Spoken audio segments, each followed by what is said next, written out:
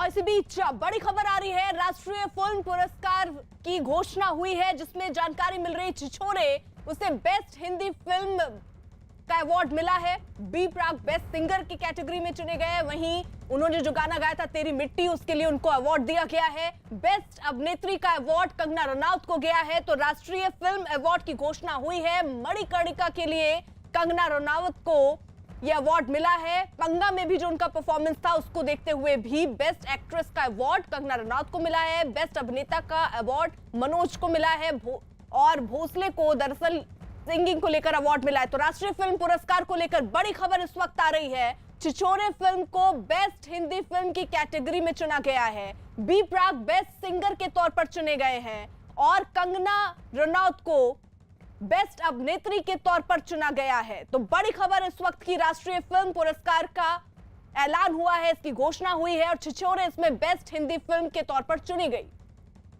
अमित पांडे हमारे साथ, हमारे सहयोगी जुड़ चुके हैं अपडेट के साथ। अमित,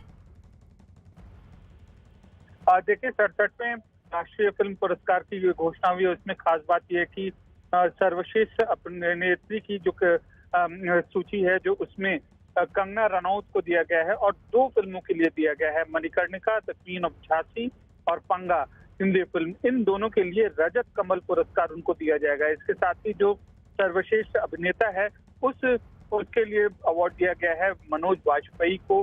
भोसले हिंदी फिल्म है और इसके अलावा असुरन तमिल फिल्म है, उसके लिए अभिनेता धनुष को अवार्ड दिया गया है। तो एक विस्तृत सूची थी और अलग अलग पैनल के लिए अलग अलग जूरी से इन्होंने करीब 1.5 महीने तक इन्होंने फिल्मों का आकलन किया। 107 फिल्मों को रिव्यू किया गया जिसके बाद इन अवार्ड की घोषणा हुई। अलग अलग भाषाओं के अंतर्गत सर्वश्रेष्ठ फिल्म, अलग अलग डायलॉग्स के अंदर फीचर फिल्म और नॉन फीचर फिल्म, इनके अंतर्गत अवार्ड की घोषणा हुई।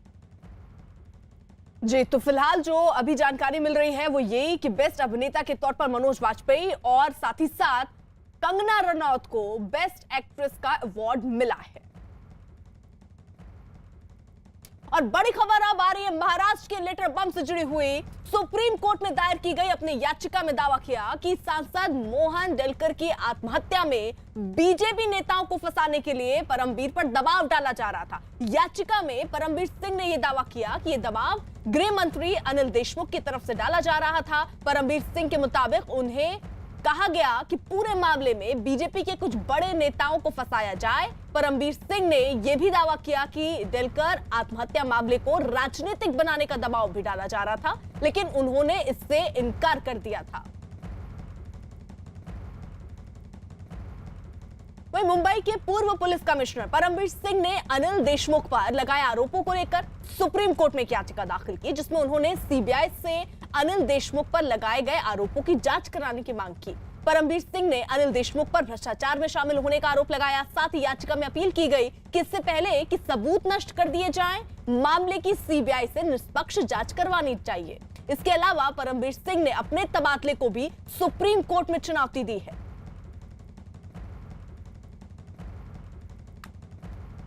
और वहीं बड़ी खबर एक और मुंबई से, परमबीर सिंह को चिट्ठी पर मचे घमासान को लेकर अब देखिए लगातार यहां पर घमासान छिड़ता जा रहा है। खुद शरद पवार जो हैं वो अब मैदान में उतरे हैं अनिल देशमुख के बचाव में। बाकायदा उन्होंने तारीख जो है वो बताई। एनसीपी प्रमुख शरद पवार ने लगातार दूसरे दिन आज अनिल देशमुख के समर्थन में प्रेस कॉन्फ्रेंस कर बचाव किया। साथ ही पवार ने मुंबई के पूर्व पुलिस कमिश्नर की चिट्ठी की टाइमिंग पर भी सवाल उठाए। परमबीर सिंह ने चिट्ठी में फरवरी में सचिन वाजे का साथ अनिल देशमुख की मुलाकात का दावा किया और उस समय यह जानकारी भी है कि अनिल देशमुख की तरफ से जारी की गई जिसमें यह बताया गया कि वो 1 और 2 फरवरी को विदर्भ के दौरे पर थे और उसके बाद कोरोना पॉजिटिव होने की वजह से वो अस्पताल में भर्ती थे और 27 फरवरी तक होम क्वारंटीन थे।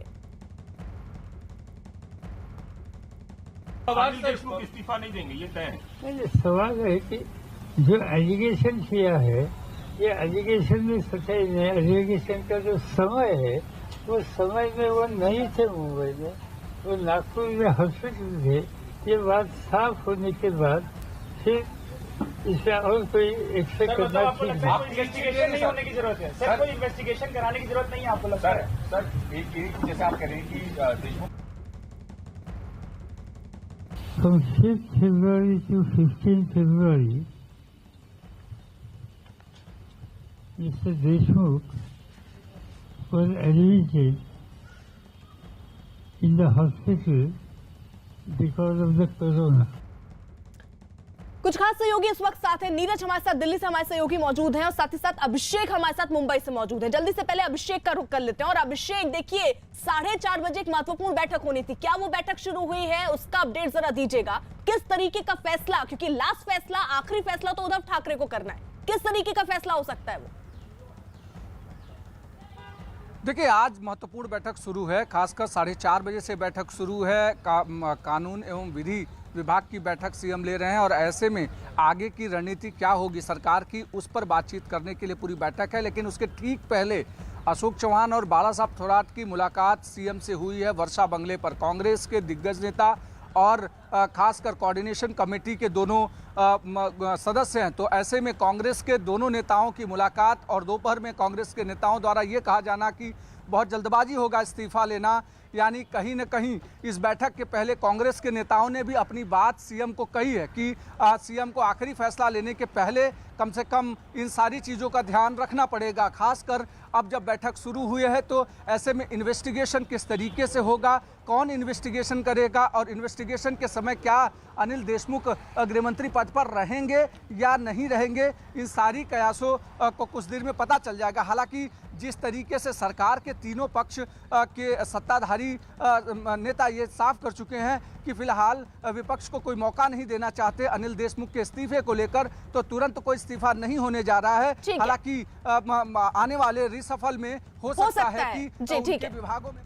ठीक है, जरा आप रहिए साथ। देखिए, शरद पवार ने यह दावा किया कि अनिल देशमुख 5 से 15 फरवरी के बीच कोरोना पॉजिटिव थे और वो अस्पताल में थे। इसके बाद 16 से 27 फरवरी तक वो होम क्वारंटीन थे। लेकिन बीजेपी नेता अमित मालवीय ने उनके इस दावे पर सवाल खड़े किए।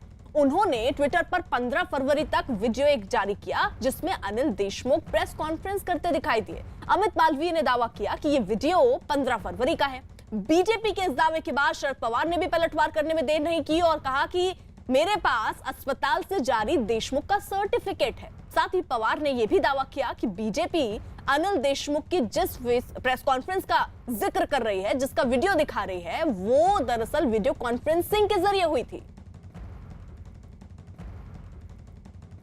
अमित मालवीय ने ट्वीट करते हुए बकायदा लिखा कि शरद पवार ने दावा किया कि अनिल देशमुख 5 से 15 फरवरी तक अस्पताल में भर्ती थे और 16 से 27 फरवरी को क्वारंटीन थे। लेकिन अनिल देशमुख 15 फरवरी को प्रेस कॉन्फ्रेंस कर रहे थे। कैसे साफ झूठ बोलते हैं। तो लगातार अब देखिए जो तारीख सामने आई है उसको लेकर अब सवाल खड़े हो रहे हैं। जहां एक तरफ शरद पवार ये कह रहे हैं, आज बकायदा प्रेस कॉन्फ्रेंस उन्होंने की और इसमें इस बात का जिक्र किया कि उन्हें कोरोना हुआ था अनिल देशमुख को और वो अस्पताल में थे। ऐसे में उन्होंने कोई प्रेस कॉन्फ्रेंस नहीं की है। उन्होंने इस बात का जिक्र भी किया कि ये वीडियो कॉन्फ्रेंसिंग के जरिए दरअसल ये प्रेस कॉन्फ्रेंस हुई थी। लेकिन नीरज, जो वीडियो सामने आया है उसमें बकायदे वो मौजूद दिख रहे हैं। रिपोर्टरों के आईटी वाला जो ये आपके पास बूम माइक है वो वहां पर नजर आ रहा है। बिल्कुल, उस वीडियो से थोड़ी सी किरकिरी तो जरूर हुई है क्योंकि मंत्री खुद हैं, गृह मंत्री हैं और उस दौरान अगर आप कोरोना हुआ था, कोरोना के बाद होम क्वारंटीन में जाना था, आपने प्रेस कॉन्फ्रेंस किया और खुद के ट्विटर हैंडल से, जो कि आधिकारिक तौर पे आपका ट्विटर हैंडल है, उससे आपने अगर जारी किया है लोगों के लिए, तो कहीं ना कहीं शरद पवार के प्रेस कॉन्फ्रेंस में जिसमें वो आए थे अनिल देशमुख का बचाव करने, अनिल देशमुख को उन्होंने क्लीन चिट दिया है, तो वहां थोड़ी किरकिरी जरूर हुई। लेकिन तीनों पार्टियों की अगर बात करें, शिवसेना की बात करें, एनसीपी की बात करें या फिर कांग्रेस पार्टी की बात करें, जब भी वो सामने आ रही है बात बार बार दोहरा रहे हैं कि अनिल देशमुख का इस्तीफा होगा। लेकिन जिस तरह से विपक्ष का दबाव है, चाहे संसद की बात करें, सोशल मीडिया पे बात करें या महाराष्ट्र में जिस तरह से बीजेपी ने दबाव बनाया हुआ है और जहां जितनी आगे तक अब ये केस पहुंच चुका है, चाहे जहां से इस पूरे मामले की शुरुआत हुई थी उसके बाद सचिन वाजे का मसला, तो कहीं ना कहीं अनिल देशमुख पे आज न कल, आज आने वाले कुछ दिनों में उनको अपना गृह मंत्री का पद जरूर छोड़ना होगा। ये अलग बात है कि सरकार उन्हें दूसरा मंत्रालय दे दे। ठीक है, रहिए जरा सा। देखिए, इस बीच अनिल देशमुख ने 1 फरवरी से 27 फरवरी तक का अपना आधिकारिक कार्यक्रम भी जारी किया और दावा किया कि फरवरी की शुरुआत और मध्य फरवरी के बीच उनकी परमवीर सिंह और सचिन वाजे के साथ कोई मुलाकात नहीं हुई। अनिल देशमुख का जो कार्यक्रम जारी किया गया उसके मुताबिक 1 और 2 फरवरी को अनिल देशमुख विदर्भ दौरे पर थे। और उसके बाद कोरोना पॉजिटिव होने की वजह से अस्पताल में भर्ती थे। 5 फरवरी को उन्हें अस्पताल में भर्ती कराया गया था और उसके बाद 27 फरवरी तक वो क्वारंटीन में थे। परमवीर सिंह ने दावा किया कि फरवरी की शुरुआत में और मध्य फरवरी में वो देशमुख के बंगले ज्ञानेश्वरी बंगले पर मुलाकात करने गए थे। मुझे कोविड हुआ था, उसके वजह से नागपुर के एलेक्सिस अस्पताल में मैं 5 फरवरी से लेके तो 15 फरवरी तक एडमिट था। 15 फरवरी को मेरा जब डिस्चार्ज हो रहा था, तब मैं अस्पताल से घर में जाने के लिए जब अस्पताल के नीचे आया और अस्पताल के गेट के ऊपर काफी पत्रकार वहां पे खड़े थे।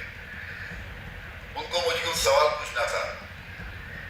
मैं कोविड की वजह से मेरे में वीकनेस था, उसकी वजह से मैं वहीं कुर्सी पे बैठ के उनके सवालों का जवाब देके गाड़ी में बैठ के होम क्वारंटाइन 27 फरवरी तक हो गया। 28 फरवरी को मैं पहली बार घर के बाहर निकला। तो मुंबई के पूर्व पुलिस कमिश्नर परमवीर सिंह के लेटर बम के बाद इसकी गूंज मुंबई से लेकर दिल्ली तक सुनाई दे रही है। परमवीर सिंह ने अपनी चिट्ठी में गृह मंत्री अनिल देशमुख पर वसूली के लिए दबाव बनाने का आरोप लगाया, जिसके बाद विपक्ष अनिल देशमुख के इस्तीफे की मांग पर अड़ गई है। आज इसी मुद्दे पर मुख्यमंत्री उद्धव ठाकरे ने महाअघाड़ी के नेताओं की ये बैठक बुलाई है। दूसरी तरफ आज ये मुद्दा लोकसभा और राज्यसभा में भी उठा। इस दौरान कांग्रेस और बीजेपी के सांसदों के बीच जोरदार बहस भी हुई।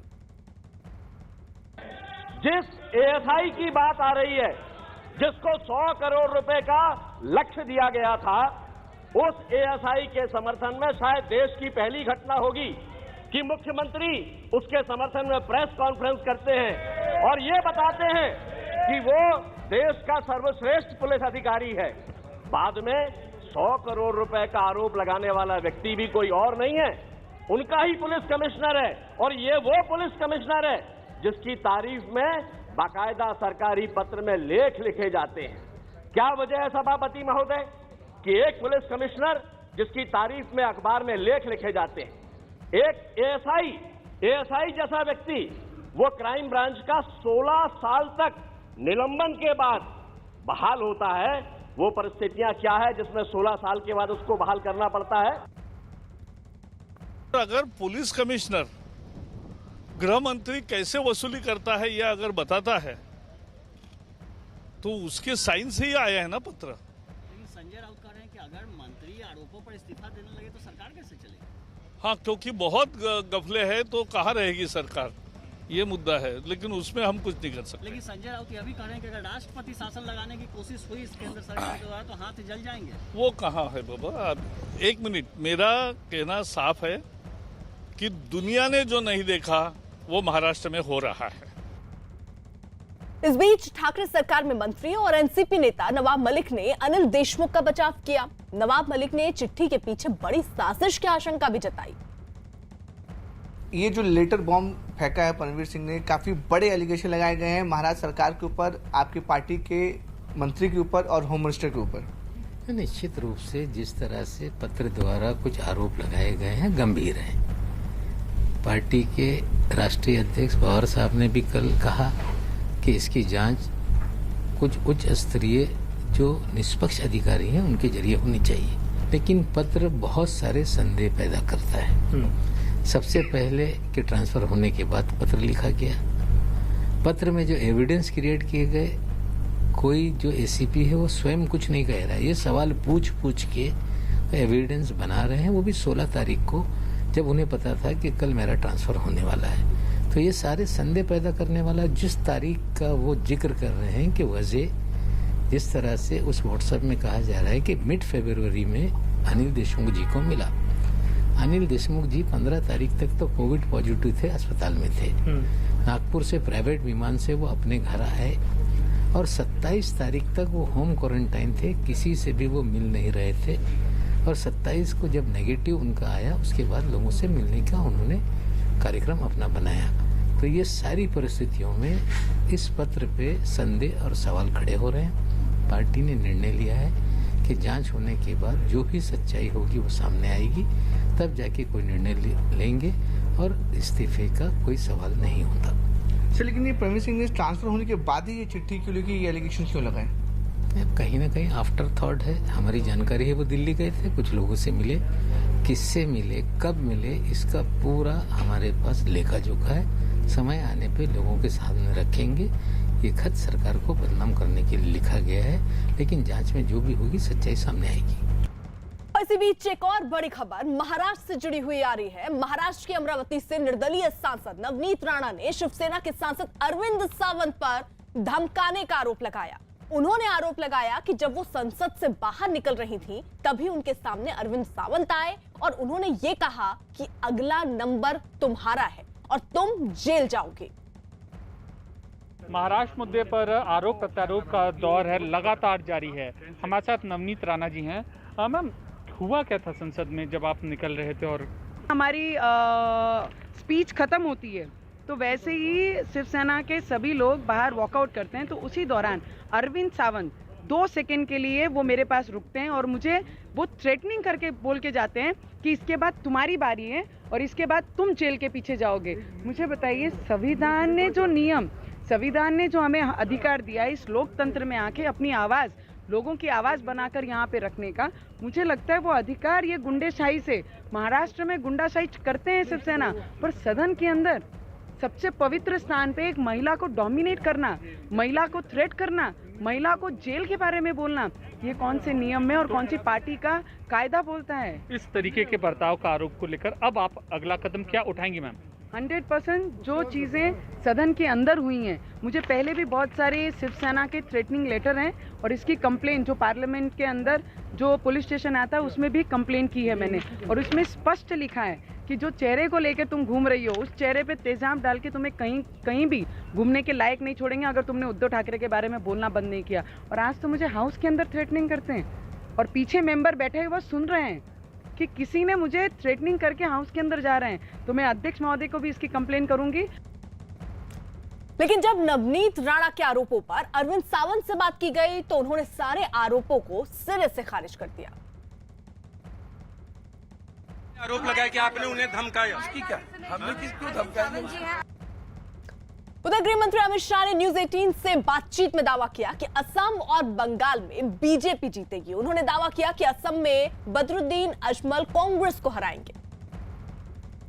हमारे साथ हैं देश के गृह मंत्री अमित शाह जी, जो असम के दौरे पर आए हुए हैं। सर, कहा जा रहा है कि कांग्रेस की तरफ से कहा जा रहा है कि इस बार बदरुद्दीन अजमल के साथ उनका गठबंधन है और कड़ी चुनौती वो बीजेपी को दे रहे हैं। देखिए, कांग्रेस की हार का प्रमुख कारण ही बदरुद्दीन अजमल होंगे, क्योंकि आसाम की जनता अब घुसपैठ से परेशान होकर निजात चाहती है। आतंकवाद से भी आसाम की जनता परेशान हो गई और आंदोलनों से भी आसाम की जनता परेशान हो गई, और बदरुद्दीन अजमल के साथ रहकर आप घुसपैठ रोक नहीं सकते।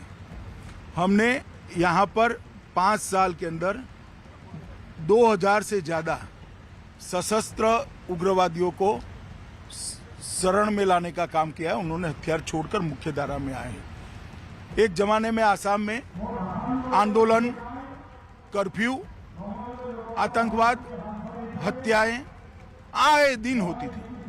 आज 5 साल से यहाँ पर शांति है और 5 साल से आसाम विकास के रास्ते पर चल पड़ा है। मैं मानता हूं कि हमारी विजय का कारण ही ये कांग्रेस का गठबंधन है। हमने किया हुआ विकास है, आतंकवाद मुक्त आसाम,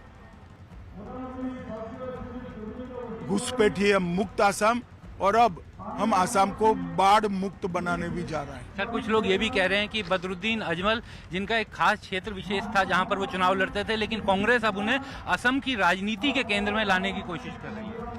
मेरी तो कांग्रेस पार्टी की बातें समझ में ही नहीं आई। यहाँ पर बदरुद्दीन अजमल के साथ वो अलायंस किए हैं, बंगाल के अंदर वो लोग फुरफुरा शरीफ के पीरजादा के साथ अलायंस करते हैं, और केरल के अंदर मुस्लिम लीग के साथ करते हैं। ये किस प्रकार की सेक्युलर पार्टी है, मेरी समझ में नहीं आता। सर, प्रियंका गांधी और राहुल गांधी दोनों असम तो आ रहे हैं, लेकिन बंगाल, आप कल बंगाल में थे, आपने कल बंगाल का संकल्प पत्र घोषित किया, आज आप असम में हैं, लेकिन अभी तक कांग्रेस के दोनों बड़े नेता बंगाल नहीं गए हैं, लेकिन असम आ रहे हैं रेगुलर, और चाय बगान में भी जा रहे हैं कि पैसा बढ़ाएंगे। उनके लिए ना बंगाल में अब कुछ बाकी बचा है, ना आसाम में बचा है। आप परिणाम आए तब देख लेना। बंगाल में भी 200 से ज़्यादा सीटों के साथ भारतीय जनता पार्टी की सरकार बनेगी। यहाँ पर भी पूर्ण बहुमत के साथ हमारी सरकार बनेगी। हमारी टैली को हम बढ़ाएंगे। सर एक बस अंतिम सवाल बंगाल को लेकर के, बंगाल में आप लोगों ने अपना कल संकल्प पत्र जारी किया, लेकिन दीदी अपनी चुनावी रैलियों में कह रही हैं कि हम बीजेपी को नहीं देखना चाहते, हम पीएम मोदी का चेहरा नहीं देखना चाहते। नहीं, वो तो दीदी पर निर्भर करता है, मगर बंगाल की जनता मोदी जी को देखना चाहती है, इसलिए लाखों लाखों की संख्या में उनकी सभाओं में भीड़ उमड़ती है। धन्यवाद, बहुत बहुत शुक्रिया। न्यूज 18 और बायजूस की पहल यंग जीनियस एक ऐसा मंच है जो भविष्य के हुनरमंदों को अपना हुनर दिखाने का मौका देता है। बायजूस यंग जीनियस के 10वें एपिसोड में हमारे साथ जुड़ी थी बुलिंग के खिलाफ मुहिम चलाने वाली 12 साल की अनुष्का जॉली और 14 साल की वायलिन वादक एंथिया डियोस। देखते हैं उस एपिसोड की एक झलक।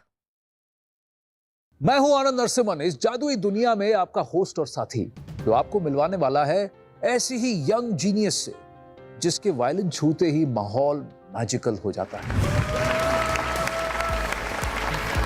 Welcome to Byju's young genius. आइए बैठिए। मुझे बताइए, ये पूरा जो वायलिन के साथ आपका जो ये रिश्ता है, ये कब से शुरू हुआ? When did it start? जब मैं 2 साल की थी, मैं मम्मा को बहुत बार कहती थी कि मुझे वायलिन सीखना है, मुझे वायलिन सीखना है। और उस टाइम पे सब लोग बोलते थे कि मैं बहुत छोटी हूँ। फाइनली जब मैं 6 साल की थी, तब मेरी मम्मा ने मुझे अपने सर प्रोफेसर विंस्टन कोलासो के पास भेजी और उसी टाइम से ही इज़ माय टीचर।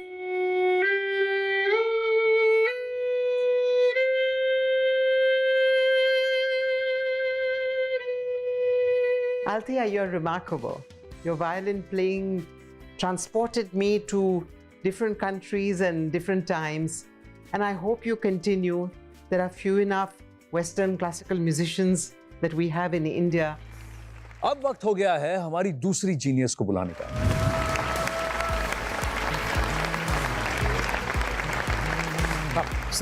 हाय अनुष्का। हाय। ये आपके टी शर्ट में क्या लिखा है? मैं जब आप एंट्री कर रही थी मैंने देख रहा था कि आपने क्या हम किसी से बुली नहीं। हम किसी से बुली नहीं। अरे वाह, बहुत अच्छा मैसेज है ये। Anushka, first of all, thank you very much for doing this great gesture, and I'm really happy. If I can help you anywhere, just let me know. Genius.